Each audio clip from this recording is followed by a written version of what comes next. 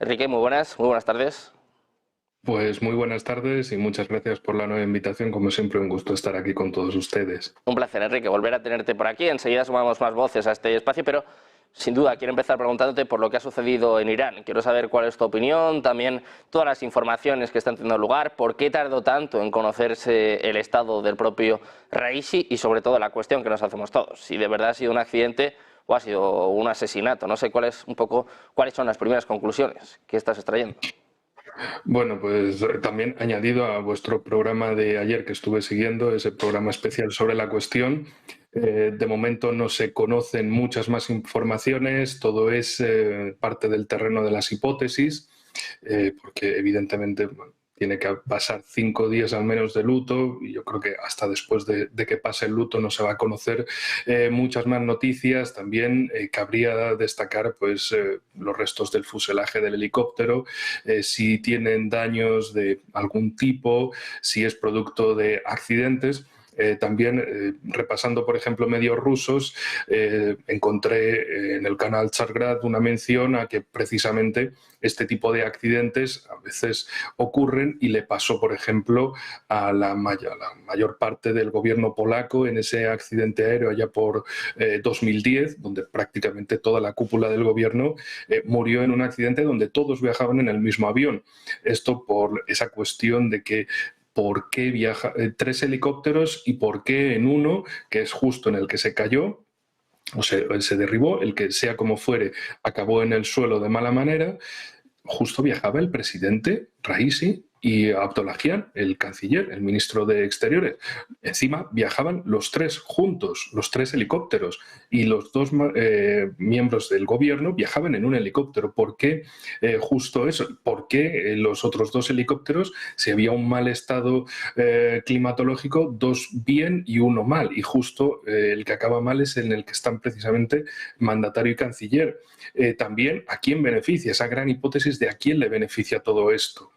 Porque precisamente están en una zona llamada Azerbaiyán Oriental. También hay que dar un cierto contexto que me parece fundamental, y es precisamente ese apoyo israelí a Azerbaiyán, un país supuestamente judío con un gobierno sionista, apoyando a un gobierno de un país musulmán como es Azerbaiyán, y que precisamente bueno, ha tenido todas esas acciones contra los armenios de Artsaj, de Nagorno-Karabaj, y que precisamente es la zona fronteriza con ese Azerbaiyán oriental de Irán. La cuestión del nacionalismo azerí es fundamental para entender la posible implicación de el que derribase el helicóptero si es que no fue un accidente, que ya por sí, pues claro, en un lugar tan importante como este, vaya sitio para tener un accidente. Uno puede pensar, bueno, pero es que ese día, el 19 por la mañana, tanto Raisi como Aliyev, el dirigente del mandatario de Azerbaiyán, estuvieron inaugurando un nuevo embalse, una nueva represa en el río Arash, que hace frontera en la mayor parte del territorio la mayor parte del límite entre Azerbaiyán e Irán, como puede ser que los mismos que le daban la mano por la mañana atentaran contra el mandatario iraní por la tarde. También se puede tratar de ciertos elementos israelíes operando con todo el permiso de Azerbaiyán, porque precisamente eso le dieron de favor durante la guerra de 44 días en 2020 y luego el asalto final en septiembre de 2023. Es decir, que esa presencia de ciertos miembros israelíes con cierta connivencia de un nacionalismo azerí que espera hacer del irredentismo en el norte de Irán su tendencia final. Es decir, oye, Azerbaiyán es el país actual, pero también le falta no solo Nagorno-Karabaj, Artsaj, que ya lo tienen de vuelta, sino que tienen que seguir expandiéndose hacia esas regiones iraníes que se llaman también Azerbaiyán.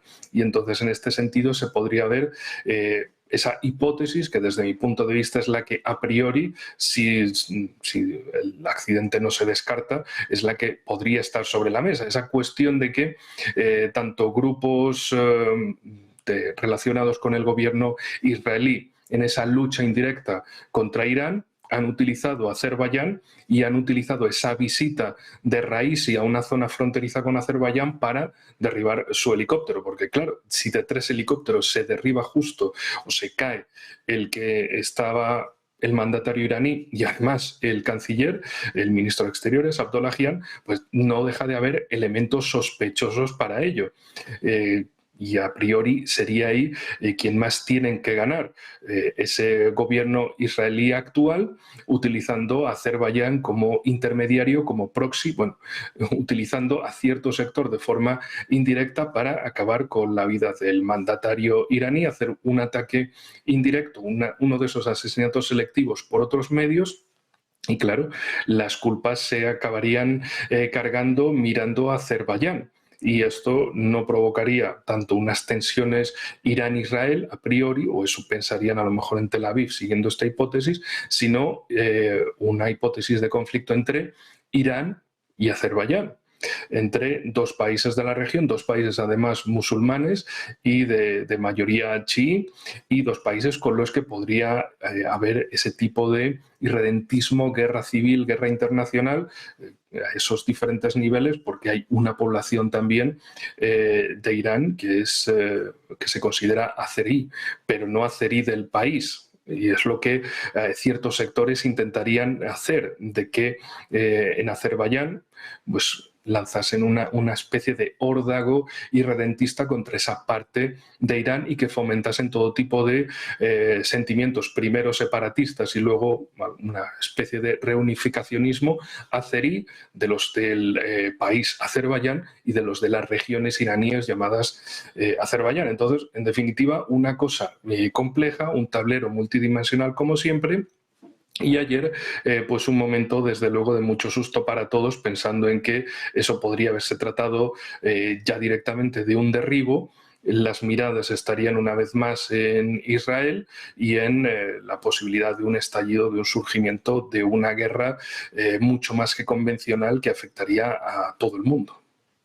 Bueno, pues vamos a ver qué sucede. De momento estamos en las primeras horas, ¿no? Después de este incidente, algunos lo califican de accidente, otros de asesinato. Tenemos la versión por parte de Turquía, por parte, bueno, de su Ministerio de Asuntos Exteriores. Dice que el helicóptero que se estrelló este domingo cuando transportaba al presidente y al ministro de Asuntos Exteriores de Irán no tenía su sistema de señales encendido o que no poseía este sistema. Es lo que acaba de decir el ministro de Transporte turco a los periodistas. Dice que dado que Irán estaba dentro del área de responsabilidad de Turquía para la respuesta de emergencia, sus autoridades habían verificado una señal del helicóptero al escuchar la noticia de que se había estrellado. Sin embargo, dice, desafortunadamente pensamos que lo más probable es que el sistema de señales estuviera apagado o que el helicóptero no tuviera ese sistema, algo un poco raro, pero dice que esas señales definitivamente se habrían visto y no se mostraron esta vez. Añade, bueno, pues un poco más de tensión, ¿no?, a este conflicto. Dice que las señales del avión que transportaba al presidente iraní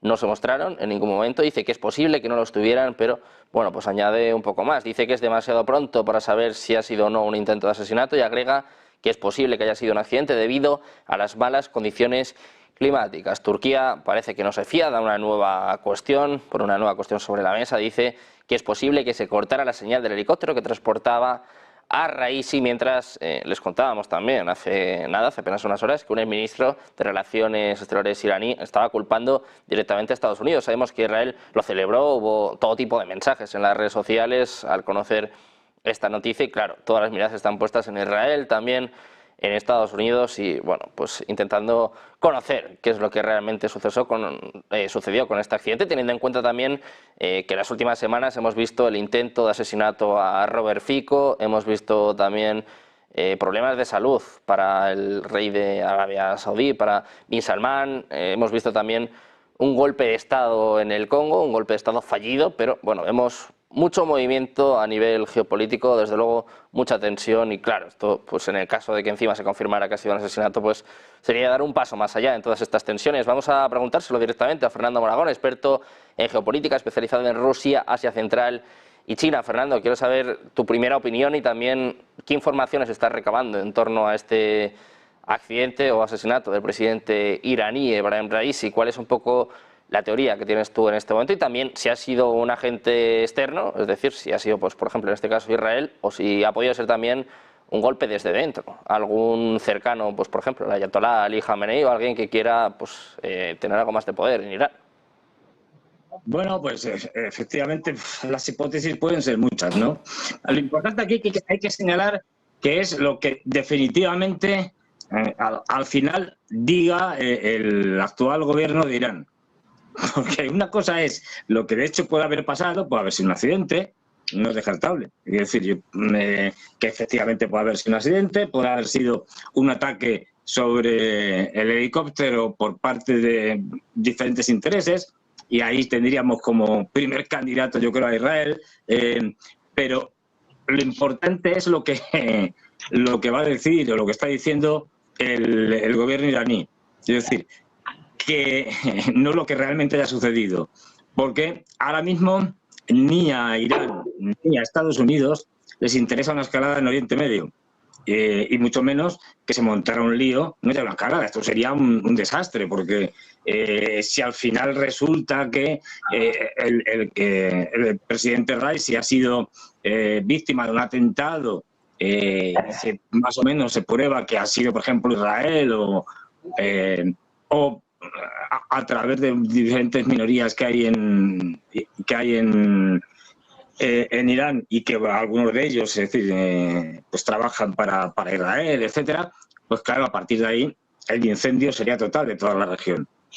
Pero vamos a ver, por eso digo que lo importante es lo que digan, no lo que haya sucedido. Es decir, si aunque haya sido un atentado, imaginemos, el gobierno de Irán diga, no, es que esto ha sido un accidente y tal, pues todo el mundo tranquilo, la cosa no irá de más, y se nombrará, bueno, estará hasta el vicepresidente, y luego habrá en un periodo de 50 días, me parece que son, unas elecciones para elegir a otro presidente. Bueno, tengamos una idea de que lo que hay ahora mismo en Irán no va a ser muy diferente. Es decir, cualquier posible candidato a presidente que se ha admitido como tal candidato y que llegue al poder, sucediendo a Raisi, pues va a ser, digamos, por decirlo de una forma suave, de la misma corriente ideológica, ¿no? O de la misma dureza, si es que podemos hablar en términos de moderados y más radicales o más duros, ¿no? En ese sentido, hay que también decir que Raisi, a pesar de ser el presidente, no es quien más manda. No es tampoco Ali Jamenei. Ali Jamenei es un hombre ya mayor, enfermo, y por lo que yo sé, muy alejado, desvinculado de la propia realidad, porque quienes se encargan de informarle tampoco le dan toda la información. Quien mandan en Irán es la Guardia Revolucionaria, así de claro. Con lo cual, bueno, fue mucho más duro desde ese punto de vista del poder político cuando asesinaron a Soleimani, que ahora, suponiendo que haya sido un ataque de alguien contra Raisi. Sí, ya digo, suponemos que ha sido un ataque, el primer candidato sería lógicamente Israel. ¿Por qué? En el caso de Azerbaiyán, todos sabemos las buenas relaciones que tiene Israel con Azerbaiyán, pero digamos que después de haberse reunido con Ilham Aliyev para inaugurar unas centrales hidroeléctricas y tal, hombre, es como muy descarado. Es decir, como que no parece que sea lo más probable. Israel, el gran enemigo de Irán, o como se quiera, Irán, el gran enemigo de Israel, me da igual, es el más interesado, porque no olvidemos una cosa, que Netanyahu y su gobierno llevan intentando escalar, digamos, el conflicto al máximo, y han ido haciendo todo lo posible para ello. La última jugada les salió mal, a pesar de que al principio pintaba muy bien para ellos, que fue el ataque al consulado en Damasco, al consulado iraní en Damasco, con la muerte de una serie de generales, etcétera. Esto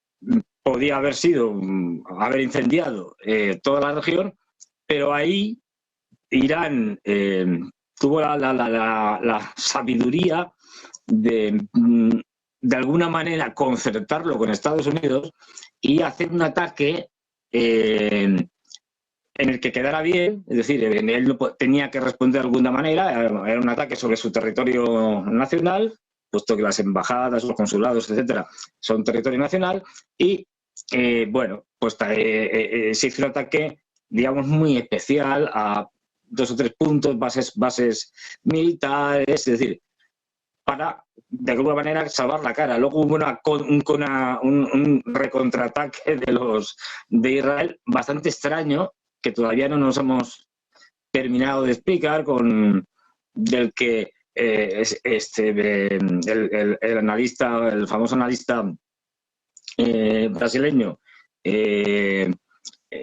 Pepe Escobar dijo que había sido un intento de atacar nuclearmente por parte de Israel y que los rusos derribaron el avión que llevaba esa bomba, etcétera. Bueno, la cosa quedó ahí. Es una hipótesis de Pepe Escobar, pero no se ha podido comprobar. Y lo que sabemos es más bien confuso y unos drones en Isfahán, una cosa como bastante extraña, ¿no? Y en cualquier caso, como respuesta al ataque de Irán fue algo muy suave, fue algo muy casi nada. Ahí podríamos decir que el gobierno de Netanyahu sigue cada vez teniendo más presión y el resultado es, ya digo, suponiendo que esto fuera un ataque, es decir, el resultado es que busca un nuevo objetivo para que ya Irán tenga que entrar en la guerra como sea. En este caso, qué mejor que asesinar al presidente dentro del propio territorio iraní. Bueno, pues eso, si no es casus belli.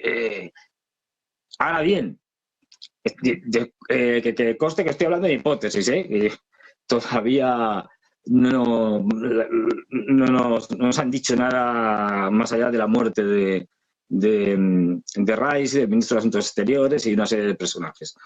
Si eso fuera así, lo que estaría haciendo ahora Irán, y seguramente en conversaciones con muchos interlocutores, es decir, hablando con rusos, con chinos, también con los norteamericanos, ya digo, porque ni a Irán ni a Estados Unidos les interesa ahora mismo bueno, no les interesa en principio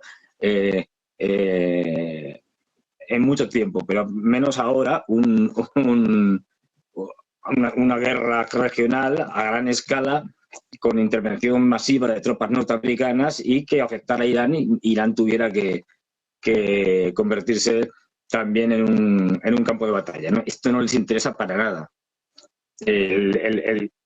Entonces, ahí yo creo que seguramente los iraníes van a decir al final que es un accidente, como ya más o menos vienen diciendo, y que ha sido un fallo humano del piloto, de lo que fue, cualquier cosa. Y en eso se va a quedar. Con lo cual, en ese sentido, estarían evitando la provocación de Israel y no entrando en su juego para no escalar, puesto que si ha sido un accidente, pues bueno, es una tragedia y no hay más responsabilidades de ningún tipo. Y ya digo, yo creo que esto se va a quedar en un accidente y que si ha habido algún ataque, desde luego ha sido Israel, que es el máximo interesado, ¿no? Aquella pregunta de que ¿a quién le interesa más? Pues al gobierno de Netanyahu. Bueno, pues vamos a ver a quién le interesa más, Fernando. José María, quiero preguntarte esta misma cuestión. ¿A quién le podría interesar un accidente de este tipo? ¿Quién puede estar detrás? Y si realmente piensas o no que ha sido un accidente. Yo por el momento entiendo que ha sido un accidente porque así lo dicen las autoridades iraníes y al igual que en otras ocasiones, yo creo que si esto hubiera sido un atentado, Irán lo hubiera manifestado, ¿no? Y no tiene ningún inconveniente en hacerlo, y además Irán, en caso de que hubiera sido algo distinto a un accidente, no tiene inconveniente en decir, ya me guardaré yo el derecho a réplica cuando toque y cuando sea de la mejor forma oportuna y cuando menos lo sospeche el autor, ¿no? Parece que iban 3 helicópteros, ha habido uno que habría accidentado y los ocupantes, o gran parte de los ocupantes, habrían fallecido, ¿no? Bueno, pues, la comitiva de los 3 helicópteros, parece que iba el ministro de Energía y otros ministros también en los otros helicópteros que no han sido accidentados. Y bueno, y sí que es verdad que se confirman que había...